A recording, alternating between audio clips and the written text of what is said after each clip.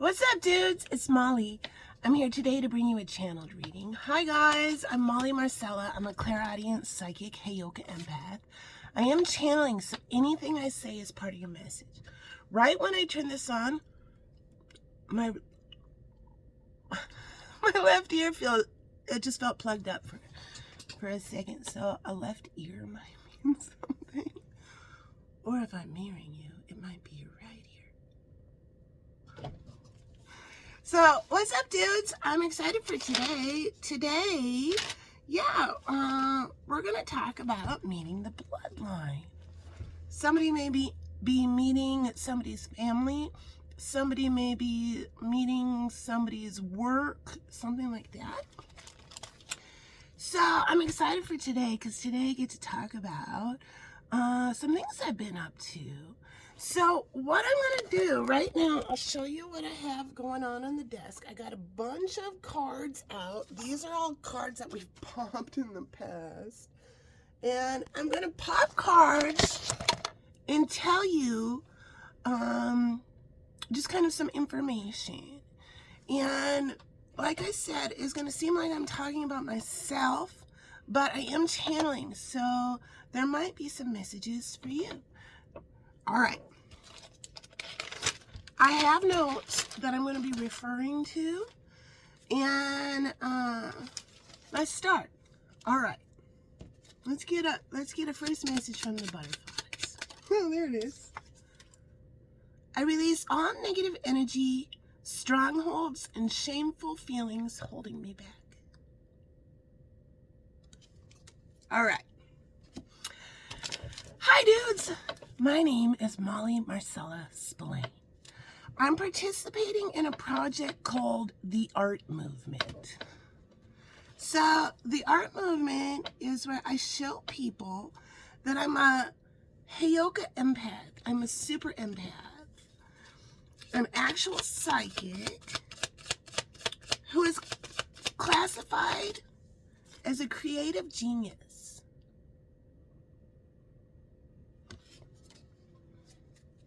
My mission is to talk about my life experiences, my spiritual awakening, so I can help fellow people, fellow highly intelligent people, geniusy, spectrumy people, out of their dark night of the soul. To explain spiritual concepts,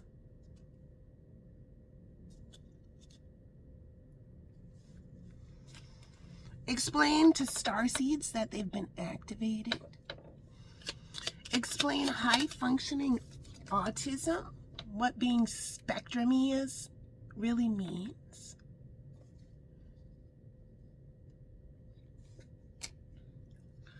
explain the narcissist empath dynamic, explain what being a scapegoat of a family means,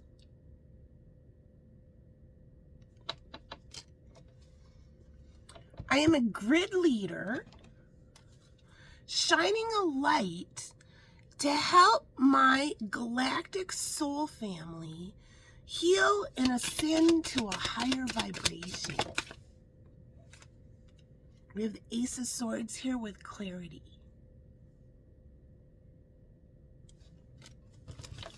Arts and entertainment is the oldest form of healing. So, open throat chakra. Okay. Death. Rebirth. Pick your jaw up off the floor, darling. All right. So I come from a two-parent household. My mother, when I was a little girl, she was an archaeologist. She spent some time in Egypt and Israel, an entire summer on an archaeological dig. My mother's a very highly intelligent, beautiful woman. I enjoyed the journey of life. And my father was always very supportive of her dreams and aspirations.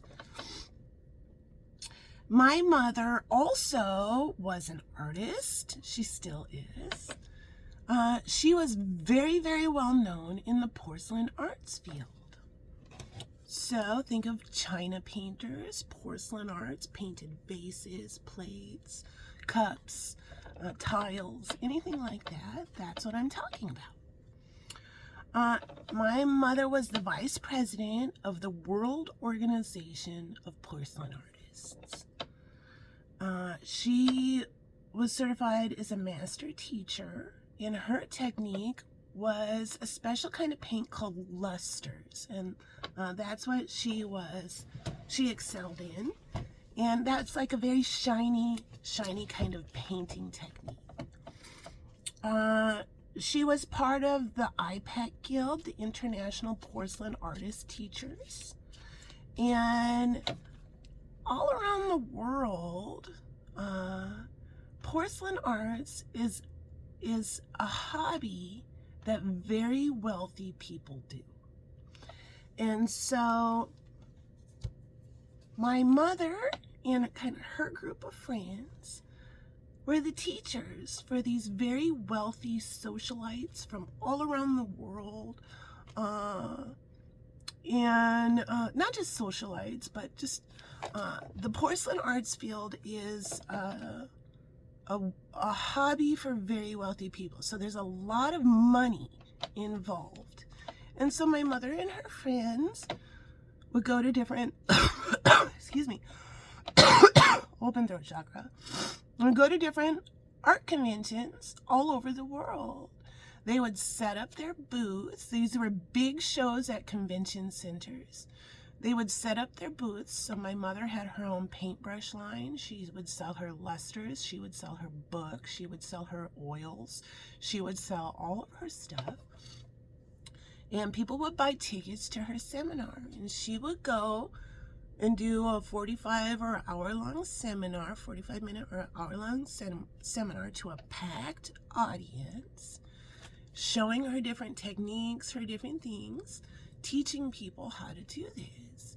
And then after her seminar was over, she would come back to the booth where my sister and I, as kids, and my father would be waiting.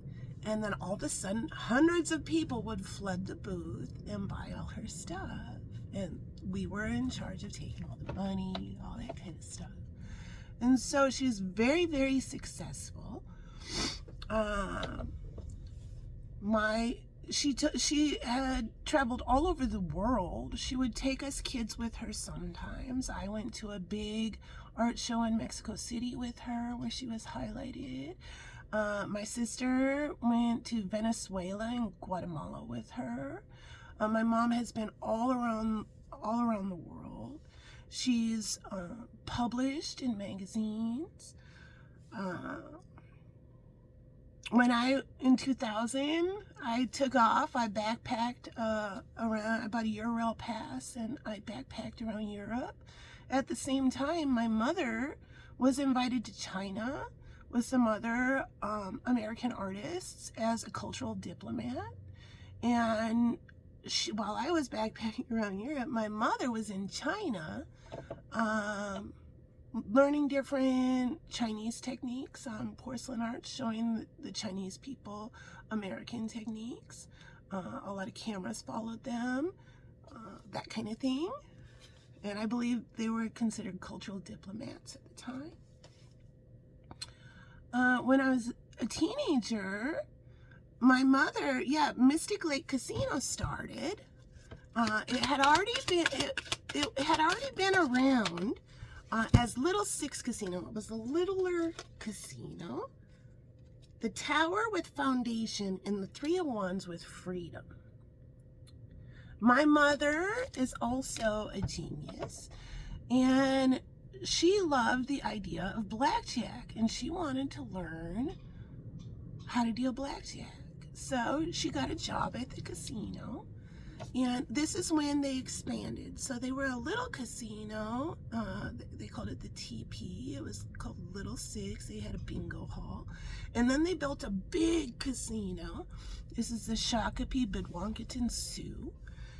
And Now, in this day, it's a huge complex, and they've done very well for their tribe. And so my mother excelled at that right away. She became a blackjack dealer, then she became a pit boss. And then she was so good, they said, hey, Callie, her name is Callie Spillane. They said, hey, Callie, we have a couple of options for you. We will either teach you how to count cards, and you can be an undercover person identifying people who are counting cards. Or you can get a job in training and organizational development. And she ended up becoming a trainer. And so she worked for Mystic Lake Casino for quite a long time while she was also doing her art. My father's bloodline, I have Native American in me through my father's bloodline. So if you look at pictures of my dad, he's very dark complected compared to me. And it's just the way DNA worked out. I look just like my dad, and a good mix of both of them. But I've always been very, very, very fair-skinned. My dad's, my 4 times great-grandmother, her name was Chakwa. She was part of the Winnebago tribe, a First Nations tribe out of Canada, right at the border of the United States and Canada. They called themselves Winnebago. They migrated down into the Wisconsin area, and now the tribe calls themselves Ho-Chunk. She was full-blooded from the Winnebago tribe. So, like my dad, if he would go out, my dad was an avid golfer. If he'd go out and play a round of golf, he'd come back. He'd spend like 2 minutes in the sun, and he'd have like this huge tan. Well, it's just kind of from his bloodline. I go out in the sun, I get sunburned, and then the burn goes away, and I'm still super fair. My father ran car dealerships my whole life. Mostly Lincoln Mercury dealerships. I went, such is the state of car dealerships. We have 8 of Wands with communication and Judgment with forgiveness. I flipped back and forth growing up as being very wealthy or just getting by. That's the nature of the car business. My father always supported my mother's wishes and dreams. And I grew up without the confines of the idea that women only belong in the home raising children. My father did not subscribe to that belief. He found a lot of pride and joy seeing his wife succeed in her own dreams. I grew up with a group of women as role models, my mother's friends and fellow artists. They would travel to huge conventions all around the United States. Heartbroken, deeply hurt, sad, separation, breakup, feeling lost, grieving, or mourning.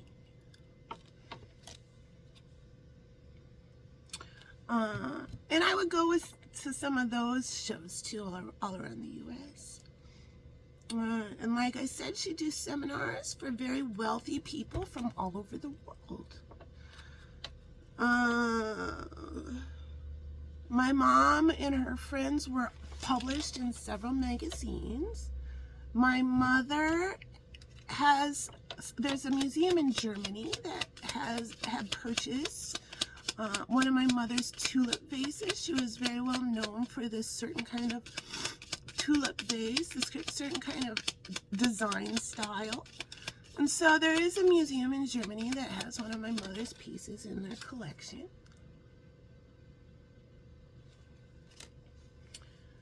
So I grew up in that scene, surrounded by older, successful, artistic women. It never dawned on me that I couldn't be an artist. And that's one of the messages that Spirit wants to get out. The word artist or musician are tricky words. So listen up. If you aspire to be an artist or a musician, listen up. A lot of people will fool themselves, and they will have a hard time giving themselves that title, accepting that word. I am an artist. I am a musician. Yeah. For some reason, people tend to think you have to sell something to earn that title, or you have to like hear a song, your own song on the radio or something like that to finally make it to earn that title, artist or musician. And it's like it's something you aspire to be, but you haven't reached that pinnacle yet. Yeah, that's a bunch of bullshit. Yeah, that's totally a bunch of bullshit. If you make art or if you make music, no matter if a billion people see it or just you see it, you are an artist or a musician. So the next time you go to a gathering and somebody says, hey, what do you do? Spirit's asking you to allow yourself to say, well, I'm an artist. Yeah, I'm a musician, or I'm both. So my education. We have the Six of Pentacles here with gifts. I went to a lot of schools in my lifetime. Kindergarten through 5th grade, I went to a school called Parkbrook Elementary School. All the way till the first half of 6th grade, my parents thought they were going to move. And so they started me in 6th grade at a new school called Rice Lake Elementary School. By the second half of 6th grade, my parents realized they're not going to move to that house. It was a housing development that was getting built. And so I went back to my old school for the second half of 6th grade. Parkbrook Elementary School. Abundance. Keep a positive mindset. Manifest exactly what you want. Gratitude and bliss. In 7th and 8th grade, I went to Hopkins North Junior High School. I was part of the dance line there. And I also played golf for the high school. And I ended up lettering in golf. When I was a little girl, my family was part of a country club called Golden Valley Country Club. So I had been given golf lessons a lot when I was a little girl. And my older sister was a very accomplished golfer. And so my parents just kind of thought I would be a great golfer too. It turned out I had a talent for golfing. And so when I was in junior high, I was playing golf for the Hopkins High School team. I wanted to be a dancer. I didn't want to be a golfer. So even though I was good at it, I ended up quitting after I lettered because I wanted to concentrate on dancing. I attract those that help me reach my goals. I feel so much joy and happiness in this moment and radiate that energy throughout my day. I hear everlasting gobstopper. 9th, 10th, and half of 11th grade, I attended a Catholic school called Benilde St. Margaret's. I was on the dance line there at the Catholic school. And then the second half of 11th grade, I transferred over to public school called Osseo Senior High. When I transferred over the second half of that year, my dreams are important and worth pursuing. The Osseo dance line found out I was from Benilde, which had a very good dance line, and they said, you don't even have to try out. Yeah, come and be on this dance line with us for the second half of 11th grade. So I did dance line with Osseo. At the time, I didn't really connect with a lot of those girls. I think there was a lot of I don't know if jealousy is the right word, a lot of stuck-upness. I don't know how else to say it. And that dancing wasn't that fun for me. And I ended up not doing dance line again in my senior year. And so my senior year, I didn't do any sort of extracurricular activities. When I got sent to Catholic school, my family was not very devout religious. No, they'd already identified me as a highly intelligent wild child. Yeah. And they thought maybe sending me to N.Node would be a better education for me. 7 of Pentacles with faith.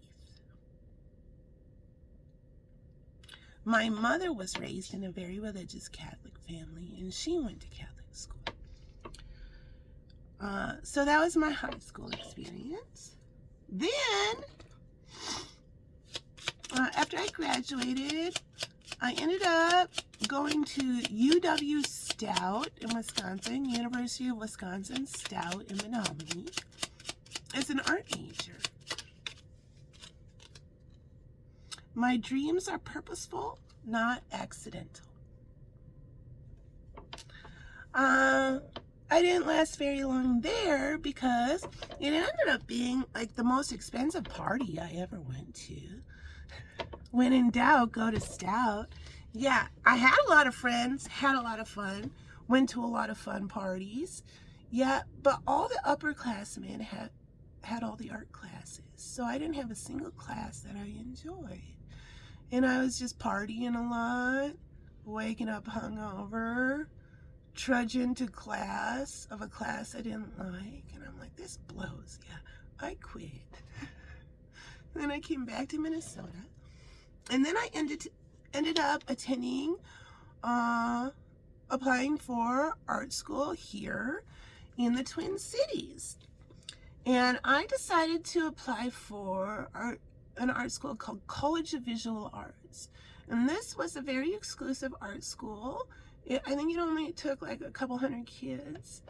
And it was in an old mansion on Summit Avenue. It had been in existence for almost 100 years. And there's 2 art schools at the time that you could choose from. It was CVA, College of Visual Arts. And since that was so exclusive, and you had to like apply by showing your artwork, you had to show your portfolio, you had to show what you had.